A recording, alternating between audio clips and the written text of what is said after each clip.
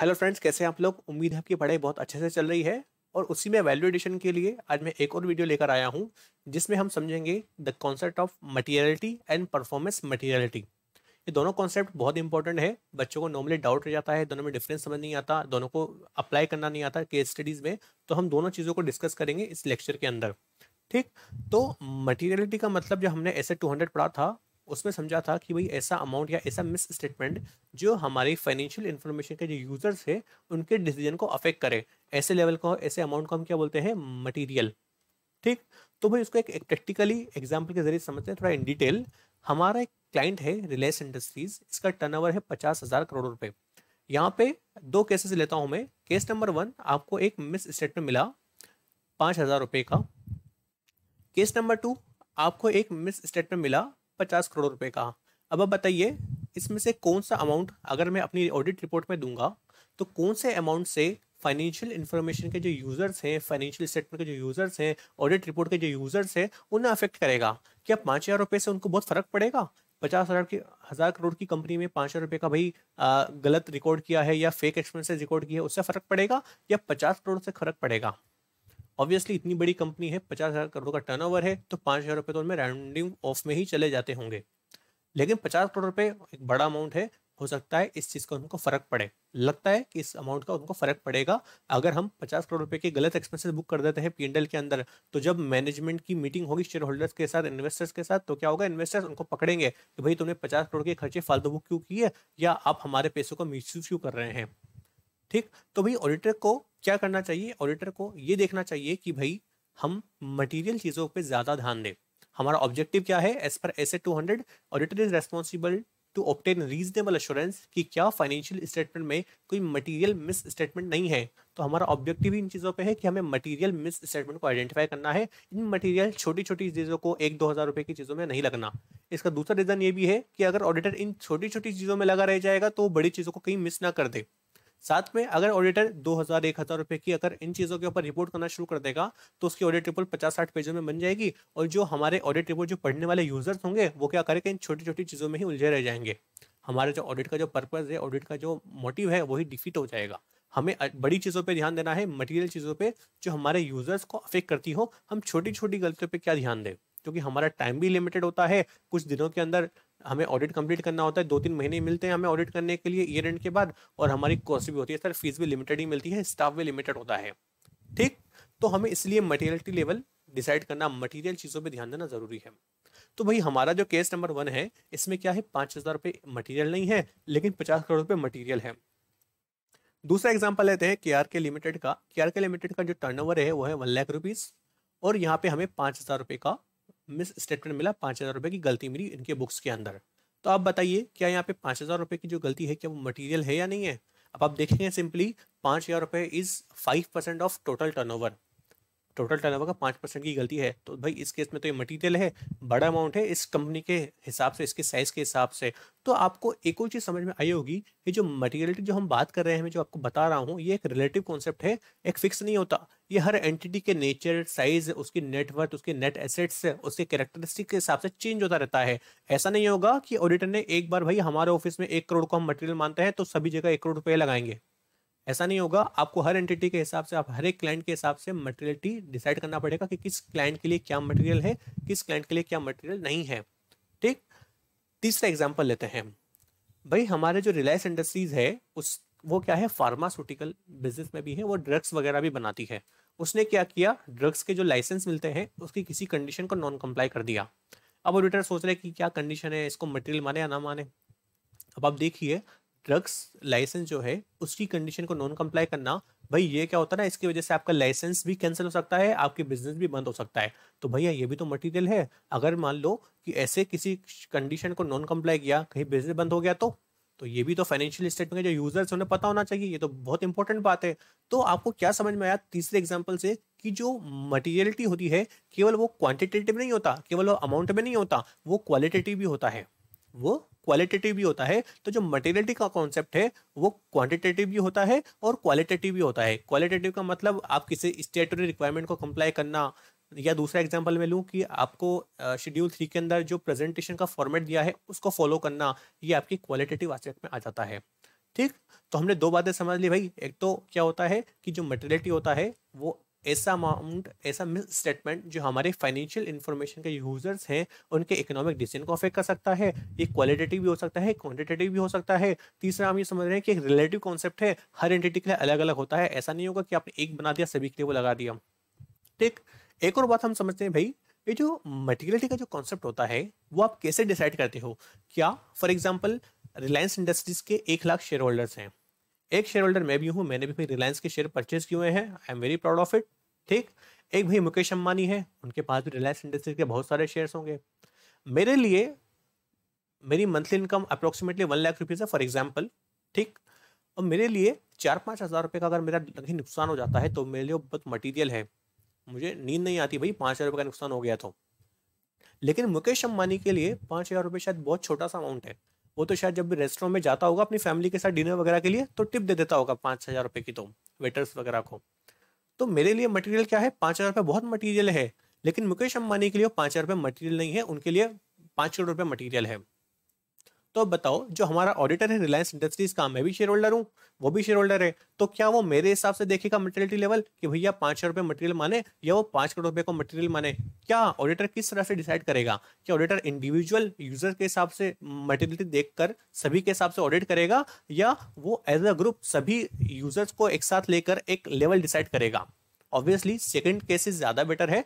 अगर वो पहले केस जो मैंने आपको बताया कि इंडिविजुअल डिसाइड करेगा तो भाई वो तो ऑडिट कभी खत्म ही नहीं कर पाएगा। वो सब अलग अलग यूजर्स के हिसाब से कितनी सारी ऑडिट रिपोर्ट बनानी पड़ेगी उसको, कितने सारे मटेरियल लेवल डिसाइड करने पड़ेंगे, उस हिसाब से काम करना पड़ेगा, कितनी सारी ऑडिट रिपोर्ट बनानी जाएगी, जो कि प्रैक्टिकली पॉसिबल नहीं है। तो ऑडिटर क्या करता है, जो हमारे कॉमन फाइनेंशियल इंफॉर्मेशन नीड होती है यूजर्स की, जो हमारे फाइनेंशियल इंफॉर्मेशन के जो भी यूजर्स होते हैं उन्हें एज अ ग्रुप ध्यान में रखते हुए अपने प्रोफेशनल जजमेंट के हिसाब से एक मटेरियल लेवल डिसाइड करता है। वो इंडिविजुअली हर एक बंदे के हिसाब से डिसाइड नहीं करता, वो अपने प्रोफेशनल जजमेंट को यूज करके एक सारे यूजर्स को एक ग्रुप मानते हुए सभी की नीड्स को ध्यान में रखते हुए एक लेवल डिसाइड कर देता है जो सभी के लिए होती है। वो इंडिविजुअली हर एक बंदे के साथ ध्यान में नहीं रखता कि हर एक बंदे के हिसाब से मैं लेवल डिसाइड करूँ, ऐसा नहीं होता।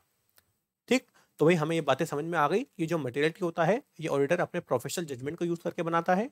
ये एक रिलेटिव टर्म है, क्वालिटेटिव एंड क्वांटिटेटिव दोनों चीजों को कवर करता है। ये common financial information need of users as a group को देखकर डिसाइड करता है। ठीक, ये हमने समझ लिया भाई मटेरियलिटी। अब बात करते हैं सर, ये मटेरियलिटी जो है ये डिसाइड कैसा होता है, किस तरह से ऑडिटर मटेरियलिटी डिसाइड करता है, क्या लेवल होना चाहिए मटेरियल, क्या इमटेरियल होना चाहिए, ये कैसे ऑडिटर डिसाइड करता है? तो भाई क्या होता है, ऑडिटर जब भी मटेरियलिटी लेवल डिसाइड करता है तो दो फैक्टर ध्यान रखता है, एक होता है बेंचमार्क और एक होती है उसकी परसेंटेज। ठीक, सबसे पहले देखते हैं कि भाई बेंचमार्क का मतलब क्या होता है। बेंचमार्क का मतलब फॉर एग्जांपल मेरे मेरे मंथली इनकम फॉर एग्जांपल मैंने आपको बताया 1 लाख रुपीज है। ठीक, अगर मुझे 5 हज़ार रुपये का नुकसान होता है किसी पर्टिकुलर डे, तो अगर मैं अपनी मंथली इनकम के हिसाब से देखूं तो मुझे 5 हज़ार रुपये लगेगा, यार बहुत बड़ा नुकसान हो गया मेरे लिए। ठीक, मुझे तो नींद नहीं आएगी। लेकिन मैं आपको और इन्फॉर्मेशन देता हूं कि मेरे फॉर एग्जांपल बैंक में 50 लाख रुपए की एफडी भी है। अगर मैं एफडी के हिसाब से कंपेयर करूंगा मेरी कैपिटल के हिसाब से, तो यार देखूंगा यार 5 हज़ार रुपये का नुकसान है, यार छोटा सा नुकसान है, 50 लाख की एफडी पड़ी है, क्या फर्क पड़ता है? अगर आप देखोगे टर्नओवर के हिसाब से, मेरी मंथली इनकम के हिसाब से देखोगे तो भी 5 हज़ार रुपये मटीरियल है, यार बहुत बड़ा अमाउंट है, इतना नुकसान हो गया, इतना मेरे चोरी हो गई। लेकिन अगर आप मेरी कैपिटल, मेरी एफडी के हिसाब से देखोगे कि यार 50 लाख रुपए की एफडी है मेरे पास, उसमें से केवल 5 हज़ार का नुकसान हुआ, यार 1% में नहीं हो रहा, तो उस हिसाब से तो बहुत कम अमाउंट है। तो ये जो मेरा फोकस क्या है, आपको ये देखना पड़ेगा कि मेरा फोकस जो हमारे, अगर हम ऑडिट टर्म में बात करें, जो हमारे फाइनेंशियल इंफॉर्मेशन के जो यूजर्स है, फाइनेंशियल स्टेटमेंट के जो यूजर्स हैं, उनका किस चीज पे ज्यादा फोकस है, उनका टर्नओवर पे ज्यादा फोकस है, या उनका नेट एसेट्स पे ज्यादा फोकस है, या उनका लोन्स एंड एडवांसेस पे ज्यादा फोकस है, या उनका नेट प्रॉफिट पे ज्यादा फोकस है, या उनका परचेस के ऊपर ज्यादा फोकस है, या एक्सपेंडिचर के ऊपर ज्यादा फोकस है, किस चीज पे ज्यादा फोकस है, उस चीज को हम बेंचमार्क बनाएंगे, उस चीज के बेसिस पे हम मटेरियलिटी लेवल डिसाइड करेंगे। तो भाई हमें क्या पता करना है, सबसे पहले बेंचमार्क डिसाइड करना पड़ेगा कि भाई क्या आइटम है जिसको हम एज अ माइलस्टोन यानी एज अ बेंचमार्क हम बना सकते हैं, जिसके बेसिस पे हम क्या करेंगे, मटेरियलिटी लेवल डिसाइड करेंगे। अब बेंचमार्क डिसाइड करने के बाद हम उसके ऊपर एक परसेंटेज लगाएंगे। फॉर एग्जांपल हम क्या किया, हमें ये लगा कि भाई जो भी हमारे फाइनेंशियल स्टेटमेंट के जो यूजर्स हैं उनका सेल्स के ऊपर ज़्यादा फोकस है। फॉर एग्जाम्पल कोई हम ऐसी क्लाइंट का ऑडिट कर रहे हैं जो काफ़ी मैच्योर है और मार्केट में उसका काफ़ी अच्छा खासा शेयर है, तो क्लाइंट का जो सेल्स है वो वहाँ का बेंचमार्क हमें लगा, क्योंकि लोगों का उसके ऊपर ज़्यादा फोकस है। हमने को लगा कि यार इसका हमें लगता है शायद 0.1% यहाँ पे मटेरियलिटी लेवल होना चाहिए, 0.1% हमने लगा दिया। सर ये 0.1% कैसा आया? ये ऑडिटर का प्रोफेशनल जजमेंट होता है। सर प्रोफेशनल जजमेंट क्या होता है? इसका ऑलरेडी मैंने लेक्चर अपलोड किया हुआ है एसे 200, आप उसको एक बार देखेंगे तो आपको वो भी समझ में आ जाएगा कि भाई प्रोफेशनल जजमेंट क्या होता है। उसका मैं लिंक आपको डिस्क्रिप्शन बॉक्स में शेयर कर दूंगा। ठीक, तो भाई ऑडिटर को क्या करना है?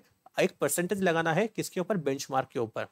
और ये परसेंटेज कैसे आएगा? ये ऑडिटर का प्रोफेशनल जजमेंट है। ऑडिटर अपने नॉलेज एक्सपीरियंस के हिसाब से क्या करेगा? परसेंटेज डिसाइड करेगा और बेंचमार्क के ऊपर अप्लाई कर देगा।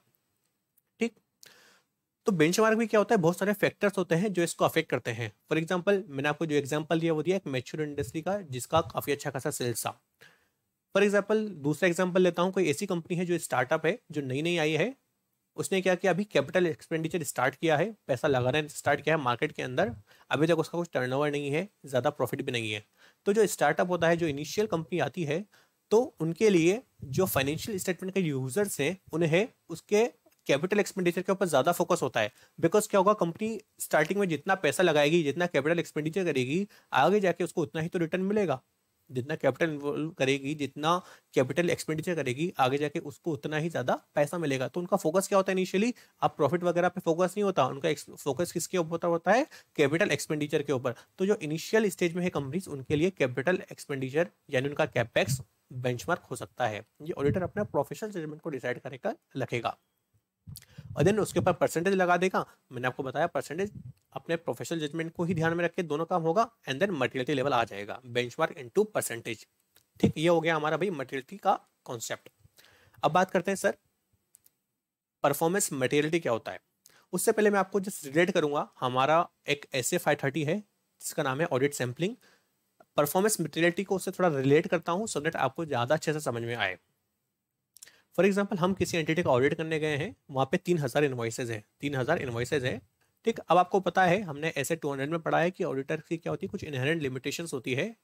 फॉर एग्जाम्पल उसका जो टाइम मिलता है, टाइम कम मिलता है, उसकी लिमिटेड फीस होती है, ये भी एक उसकी इनहेरेंट लिमिटेशंस है। जो पूरे साल के जो ट्रांजेक्शन्स हुए हैं, पूरे साल में जो भी प्रॉफिट कमाया है, पूरे साल में जो भी उसकी इनकम हुई है, उसे ऑडिटर को कुछ 10-15-20 दिन का टाइम मिलता है, उसे उसको चेक करना होता है।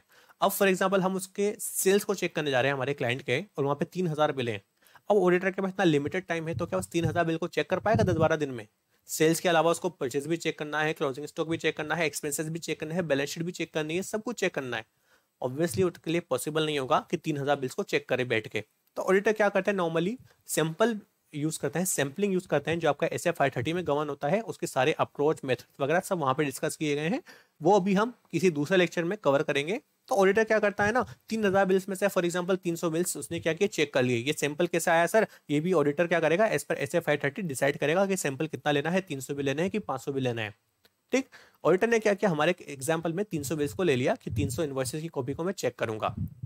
ठीक, अब ऑडिटर क्या करेगा? फॉर एग्जांपल उसको पता चला कि भी 300 बिल्स में फॉर एग्जांपल 100 रुपए का मिस स्टेटमेंट है, तो बाकी बचे 2700 बिल में कितने का होगा? 900 रुपए का होगा। सिंपल मैथ से 300 बिल में कितने का है? 100 रुपए का, तो बाकी बचे 2700 में कितने का होगा? 900 रुपए का। एग्रीगेट मिस स्टेटमेंट कितना हो गया? 1000 रुपए का। इस तरह से क्या होगा? ऑडिटर क्या करेगा? प्रोजेक्ट करेगा, मतलब प्रोजेक्शन लगाता है ऑडिटर एज पर एस 530 और मिस स्टेटमेंट को, एग्रीगेट मिस स्टेटमेंट को कैलकुलेट करता है। ठीक, अब फॉर एग्जाम्पल ऑडिटर ने क्या किया? जो एग्रीगेट मिस स्टेटमेंट है वो आया फॉर एग्जाम्पल 500 रुपए, और हमारा जो मटेरियलिटी लेवल है फॉर एग्जाम्पल वो है 1500 रुपए। अगर एग्रीगेट मिस स्टेटमेंट हमारे मटेरियलिटी लेवल से कम है, काफी कम है, तो ऑडिटर क्या करता है? उनको ज्यादा ध्यान नहीं देता, nature, timing and extent of audit process ज्यादा नहीं लगाता, एक्सटेंडेड ऑडिट प्रोसेस ज्यादा नहीं लगाता। क्यों? क्योंकि इममटीरियल है। लेकिन ऑन दी अदर हैंड हमारा मटेरियलिटी लेवल कितना है? 1500, और अगर उसको एग्रीगेट मिस स्टेटमेंट मिले 2500 रुपए के, तो ऑडिटर क्या करेगा? वहां पे nature, timing and extent of audit process ज्यादा लगाएगा, और जो भी मिस स्टेटमेंट उसे मिले हैं उससे क्या करेगा? चेक करेगा, देखेगा, एक्चुअल मिस स्टेटमेंट को आइडेंटिफाई करेगा कि भाई एक्चुअली कितनी यहाँ पे मिस स्टेटमेंट हुए हैं। ठीक, तो अगर उसको क्या करता है? अगर उसको मटेरियल लेवल से उसको कम मिलते हैं एग्रीगेट मिस स्टेटमेंट, तो वहां पे nature, timing, extent of audit process perform नहीं करेगा, ज्यादा नहीं लगाएगा, और एक्सटेंडेड ऑडिट प्रोसेस ज्यादा नहीं लगाएगा। लेकिन अगर उसको एग्रीगेट मिस स्टेटमेंट अपनी मटेरियलिटी जो लेवल है उससे ज्यादा मिलता है, तो क्या करेगा? वहां पे एक्सटेंडेड ऑडिट प्रोसीजर लगाएगा, nature, timing and extent of audit procedure को बढ़ा देगा। और वहाँ पे एक्चुअल मिस स्टेटमेंट कितना हुआ है उसे फाइंड आउट करेगा। ये होता है आपका ऑडिट सैम्पलिंग में कवर एचए 530 में। इसको हम इन डिटेल किसी और दिन कवर करेंगे और मैं इस वीडियो को भी अपलोड कर दूंगा। ठीक, अब बात करते हैं सर, हमारा जो एग्जाम्पल है, हम पढ़ने जा रहे हैं परफॉर्मेंस मटीरियलिटी। हमारा जो एग्जाम्पल है उसमें हमारे कितने 3000 इनवॉइसेज है। 3000 इनवॉइसेज में से क्या किया हमारे ऑडिटर थे, उसने क्या किया, उसको लगा कि भाई मैं सारे बिल्स तो चेक नहीं कर सकता, मैं केवल 10% यानी 3000 में से 300 बिल्स ही चेक कर सकता हूँ। ठीक, जो हमारा क्लाइंट है उसका जो टर्नओवर है वो है 1,20,000 और हमारा ऑडिटर है उसको क्या लगता है कि हमारे टर्नओवर का 1%, उसने टर्नओवर को बेंचमार्क बना के रखा और बेंचमार्क के ऊपर 1% एक परसेंटेज लगा दिया अपने प्रोफेशनल जजमेंट को यूज करके। तो उसे लगता है कि यार यहाँ पे 1200 रुपये क्या होगा, यहाँ पे मटेरियल लेवल 1200 रुपये होगा। 1200 रुपये यहाँ से ज़्यादा अगर कुछ मिस स्टेटमेंट है तो वो हमारे फाइनेंशियल इन्फॉर्मेशन के जो यूजर्स हैं उनके डिसीजन को अफेक्ट कर सकता है। ये ऑडिटर ने डिसीजन ले लिया। ठीक, अब बात करते हैं भाई ऑडिटर ने चेकिंग स्टार्ट कर दी। भाई सबसे पहले देखते हैं केस नंबर 1। केस नंबर 1 में भाई ऑडिटर जो है उसे 300 रुपये का 300 उसने इन्वॉइसेस चेक किए और उसे 50 रुपये का मिस स्टेटमेंट मिला। अब 300 इन्वॉइसेस में 50 रुपये का मिस स्टेटमेंट है तो बताओ कि 2700 इन्वॉइसेस में कितने रुपए का मिस स्टेटमेंट होगा। Simple, 50 divided by 300 into 2700। तो आपको पता चल जाएगा भाई कि जो 2700 इन्वॉइसेज हैं बाकी बचे हुए इन्वॉइसेज में उसमें 450 रुपये का मिस स्टेटमेंट होगा। ये हमने क्या किया, प्रोजेक्ट कर दिया, हमने क्या किया, प्रोजेक्शन किया। इसे हम बोलते हैं प्रोजेक्ट करना based on the miss statement identified. हमें कितने 50 रुपये का मिस स्टेटमेंट मिला था, उसके बेसिस पर हमने क्या किया, बाकी 2700 इन्वॉइसेज के ऊपर मिस स्टेटमेंट को प्रोजेक्ट कर दिया। तो भैया हमारा टोटल एग्रीगेट मिस स्टेटमेंट कितने हो गए, 500 रुपये के। हमारा मटीरियलिटी लेवल कितना है भाई, 1200 रुपये का। जबकि हमें एग्रीगेट मिस स्टेटमेंट मिले हैं वो कितने के मिले हैं, केवल 500 रुपए के। तो क्या ऑडिटर को यहाँ पे nature, timing and extent of audit procedure को बढ़ाना चाहिए, क्या उसे एक्सटेंडेड ऑडिट प्रोसीजर को परफॉर्म करना चाहिए, नहीं करना चाहिए सर, काफी कम है, हमारा मटेरियलिटी लेवल तो 1200 है, यहाँ पे तो केवल 500 रुपए का ही एग्रीगेट मिस स्टेटमेंट मिला है, इसको इग्नोर करेंगे, ज्यादा कुछ काम करने की जरूरत नहीं है। अब बात करते हैं सेकंड केस में। सेकंड केस में क्या है भाई, हमारा जो ऑडिटर है, ऑडिटर ने 300 इन्वॉइसेस को चेक किया था। ठीक, उसमें उसको मिला 200 रुपए का मिस स्टेटमेंट। अब ऑडिटर को पता चला भैया 200 रुपए का मिस स्टेटमेंट है 300 बिल में, तो 2700 बिल जो बचे हैं उसमें कितना होगा, उसने प्रोजेक्शन किया, उसको पता चला 1800 रुपए का। एग्रीगेट कितना हो गया मिस स्टेटमेंट, 2000 रुपए के। हमारा मटीरियलिटी लेवल कितना है भाई, 1200 रुपए, और यहाँ पे हमें एग्रीगेट स्टेटमेंट कितने के मिले हैं, 2000 के। ऑब्वियसली यहाँ पे क्या करेगा auditor, nature, timing and extent of audit procedure को बढ़ाएगा और एक्चुअल मिस स्टेटमेंट को आइडेंटिफाई करेगा। ठीक, एक्सटेंडेड ऑडिट प्रोसीजर परफॉर्म करेगा। देन आते हैं केस नंबर 3 पे। उसने 300 इनवॉइसेस चेक किए, उसमें 110 रुपए का मिस स्टेटमेंट मिला। इसके बेसिस पे ऑडिटर ने क्या किया, प्रोजेक्शन लगाया 2700 इनवॉइसेस पे और उसे मिला 990 रुपए का miss statement. Aggregate miss statement कितना हो गया, 1100 रुपए का। ये जो है 300 इन्वेस्टेस जिसपे हमें 110 रुपए का मिस स्टेटमेंट मिला, इसे हम बोलेंगे मिस स्टेटमेंट जो कि डिटेक्ट हो चुके। जो 2700 इन्वेस्टेस है जिसके ऊपर हमने क्या किया, प्रोजेक्शन किए, इसे हम बोलेंगे अनडिटेक्टेड मिस स्टेटमेंट। और यह हो गया हमारा एग्रीगेट मिस स्टेटमेंट। तो एग्रीगेट मिस स्टेटमेंट जो है यहाँ पे कितने हुए, 1100 रुपए। हमारा मटेरियल लेवल क्या था, 1200 रुपए। अब देखोगे सिंपली कि जो एग्रीगेट स्टेटमेंट है वो हमारे मटेरियल लेवल से कम है। तो क्या करे भाई ऑडिटर, ऑडिटर यहाँ पे nature, timing, extent of audit procedure को ना लगाए, मतलब बढ़ाए नहीं, एक्सटेंडेड ऑडिट प्रोसीजर परफॉर्म ना करे, ऐसे छोड़ के चला जाए। हम यही करेंगे। अभी जो हमने पढ़ा, जितना हमने समझा, हम क्या करेंगे, 1100 रुपए का है, 1200 रुपए से कम है, ठीक है भाई चल दो, कोई दिक्कत नहीं, इसको इग्नोर कर देंगे। यहाँ पे हम nature, timing, extent of audit procedure को नहीं बढ़ाएंगे। Sir nature, timing and extent of audit procedure क्या होता है, इसके ऊपर भी मैंने वीडियो रिकॉर्ड किया है दोस्तों, उसका भी मैं लिंक आपको डिस्क्रिप्शन बॉक्स में डाल दूंगा ताकि आप उसको भी देख लो, आप समझ लो कि भाई क्या होता है उसका मतलब। ठीक, आते हैं भाई, हमारे यहाँ पे क्या है, एग्रीगेट मिस स्टेटमेंट 1100 रुपए का है, जबकि हमारा मटेरियलिटी लेवल कितना है, 1200 रुपए। ये कम है, तो यहाँ पे काम ना करें, छोड़ दे इसको ऐसे ही। ठीक, छोड़ देते। लेकिन अब बात सुनो, यहाँ पे हमने क्या किया, 2700 इन्वेस्टर्स को चेक नहीं किया, हमने केवल प्रोजेक्शन के बेसिस पे ये देखा कि भाई 2700 इन्वॉइसेज में 990 रुपए का मिस स्टेटमेंट है। लेकिन यहाँ पे एक डाउट आना चाहिए आपको, अगर हम इसको सच में चेक करते, अगर हम 2700 इन्वॉइसेज को खुद से चेक करते, सैंपलिंग नहीं करते, हम 100% चेकिंग करते, और अगर मान लो 2700 इन्वॉइसेज में से किसी भी एक या दो इन्वॉइसेज में 100-200 रुपए की गलती ज्यादा मिल जाती, अगर 100-200 रुपए की गलती ज्यादा हो जाती, अगर हमें 100-200 रुपए के मिस स्टेटमेंट ज्यादा मिल जाते, तो क्या होता है, ये जो एग्रीगेट मिस स्टेटमेंट है ये 1100 की बजाय क्या होता, 1200 रुपए को क्रॉस कर जाता। अगर हम अभी हमने क्या किया, 300 इन्वेस्टेस में देखे 110 रुपए का, उस हिसाब से हमने 27 रुपए क्या किया, प्रोजेक्शन लगा के देख लिया कि इसमें 990 रुपए का मिस स्टेटमेंट है। लेकिन अगर हम इसको पूरा चेक करते, पूरे 3000 इन्वॉइसेस को चेक करते, तो क्या होता, हो सकता था कि जो 2700 इन्वॉइसेस है इसमें किसी एक दो इन्वॉइसेस में भी अगर 100 रुपए भी बढ़ जाता ना मिस स्टेटमेंट का, तो क्या होता, हमारा जो लेवल है यहाँ पे एग्रीगेट मिस स्टेटमेंट वो क्या होता, 1200 रुपए हो जाता, और हमारे जो मटेरियलिटी लेवल हमने डिसाइड किया था उसको टच कर जाता, और फिर हमें nature timing and extent of audit procedure को बढ़ाने पड़ जाते, हमें एक्सटेंडेड ऑडिट प्रोसीजर परफॉर्म करने पड़ जाते। लेकिन यहाँ पे हमने किया नहीं ऐसा। क्यों नहीं किया? क्योंकि थोड़ा कम आया। तो दोस्तों क्या करना चाहिए आपको ऐसे केसेस में, यहाँ पर आपकी रिस्क है, बहुत बड़ी रिस्क क्या है कि आपने थोड़ा छोटा है, आपका जो मटेरियल लेवल है उससे थोड़ा कम है, ये सोच के आपने क्या किया, इसको छोड़ दिया। लेकिन यहाँ पे एक दो इन्वॉइसेस भी अगर 100-200 रुपए का मिस स्टेटमेंट मिल जाएगा तो आपकी मटेरियल लेवल को क्रॉस कर जाएगा।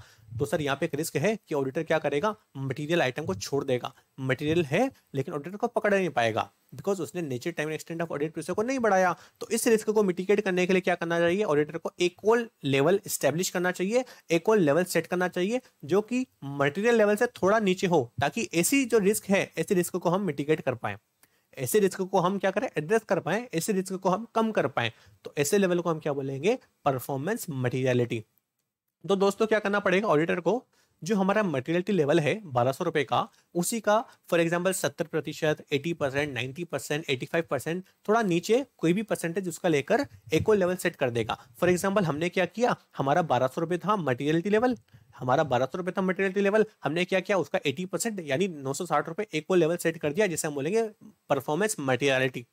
और हम क्या करेंगे, अब हम पहले क्या कर रहे थे, केवल 1200 रुपए से ऊपर तक के जो भी एग्रीगेट मिस स्टेटमेंट थे हम पहले उसी को चेक कर रहे थे। लेकिन अब हम क्या करेंगे, अपने ऑडिट रिस्क को एक्सेप्टेबली लो लेवल तक कम करने के लिए अब हम क्या करेंगे, हम 960 रुपए तक से ऊपर के जो भी मिस स्टेटमेंट है, एग्रीगेट मिस स्टेटमेंट, उनको भी हम अच्छे से चेक करेंगे। वहां भी हम क्या करेंगे, nature timing extent of audit procedure को बढ़ा देंगे, वहां भी हम क्या करेंगे, एक्सटेंडेड ऑडिट प्रोसीजर को परफॉर्म करेंगे।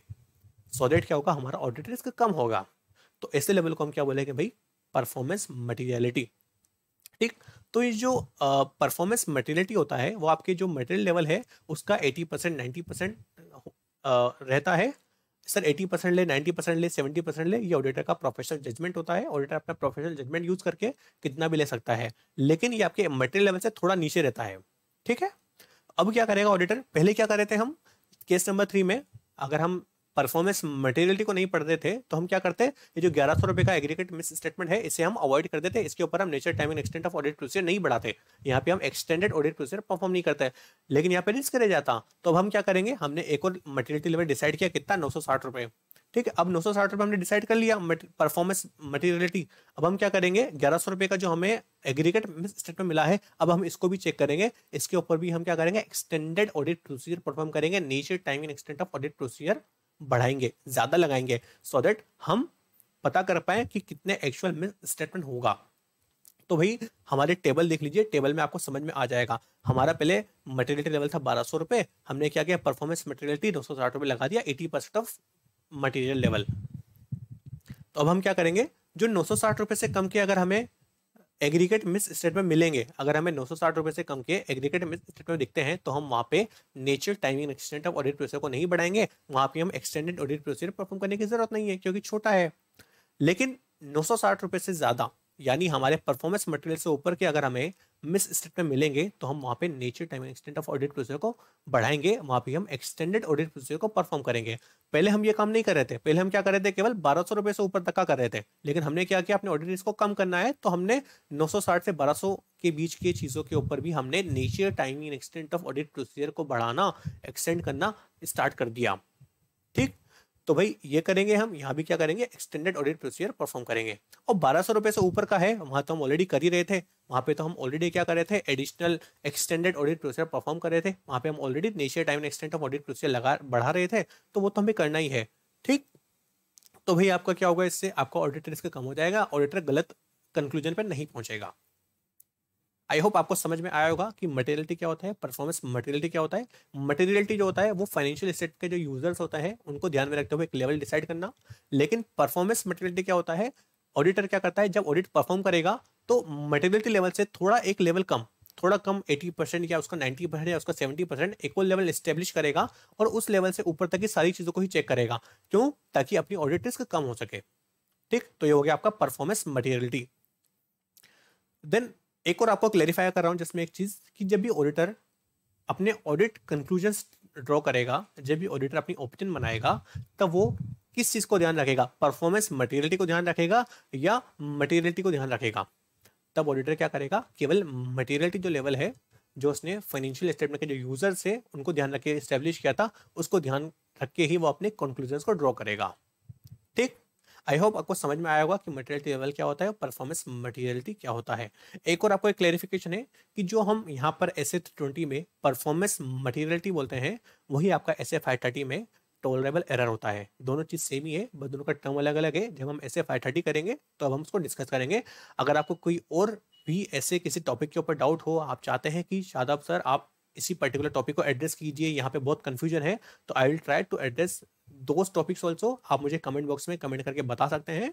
आई होप आपको ये लेक्चर समझ आया होगा। If you like the video please like share and subscribe the channel, और अपने फ्रेंड्स के साथ भी शेयर कीजिए। ठीक है, आई होप ठीक है, आई होप आपको जो पहले के जो वीडियोस हैं जहाँ पे हमने रिस्क असेसमेंट प्रोसीजर्स हैं या टाइप्स ऑफ ऑडिट प्रोसीजर है, वो भी आपको समझ आया होगा। आपने वो देखा होगा, नहीं देखा तो प्लीज़ देख लीजिए, आपके लिए ज़्यादा अच्छा रहेगा, आपको कॉन्सेप्चुअल अंडरस्टैंडिंग मिलेगी। ठीक है दोस्तों, bye bye, thank you, stay connected.